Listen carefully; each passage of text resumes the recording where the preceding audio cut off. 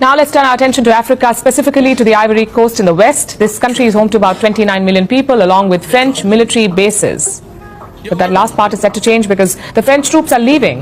Paris has lost its last military base in the country and by proxy, another stronghold in the region. After Mali, Niger, Burkina Faso, Chad and Senegal, the French military has been forced to leave the Ivory Coast. What does that mean for France's African ambitions? And why has the Ivory Coast expelled French troops? Our next report tells you. This is Côte d'Ivoire, or in English, the Ivory Coast. This West African country is a former French colony. It became independent in the year 1960. This year, it decided to kick out French troops from the country. It told the French forces to withdraw, and now, the Ivory Coast has finally done it. It has officially taken control of the last remaining French military base in the country, and shut the door on French military ambitions in Africa. But the Ivory Coast insists that it remains a staunch French ally. While the forces will withdraw, some 80 French servicemen will continue to stay in the country. Why? To apparently advise and train the Ivorian military. France is transforming its presence. France is not disappearing. 80 French soldiers, forming the core of an inter-army military detachment, will become, in a way, part of the French military for disciplinary needs and for training purposes. This act marks a new stage in the relationship of friendship and strategic cooperation between our two nations.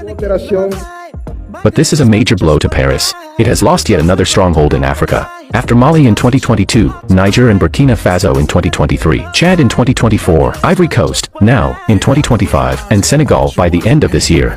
Now, French military presence in Africa will soon be limited to only two countries, in Djibouti with 1,500 troops, and Gabon with 350 soldiers. France has been asked to leave more than 70% of African countries where it had troop presence, which is a far cry from its troop stations since colonial times. You see, France was once a major colonying power. It maintained stronghold in West and Central Africa. It controlled several countries in the region, and by proxy, millions of African people. But during the 1960s the empire broke up.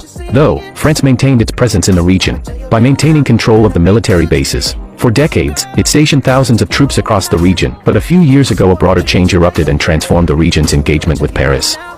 It started when three countries were hit by military coups: Mali, Burkina Faso, and Niger. As a string of governments toppled, ruling military juntas replaced them and they started kicking the French troops away. Soon, other former French colonies joined in, with sharp criticism of France. Partially, for political gains, the Ivory Coast is heading to polls this year, in October. While there is no formal decision yet, their president, Alassane Ouattara, has signaled that he wants to run again, for a fourth term. So he may be leaning into the anti-France sentiment to rally public opinion. But either way, this is a setback for Paris, which has, for decades now, maintained military bases across Africa, to continue its influence over the region. So looks like Paris' colonial pet project in Africa is finally dismantling.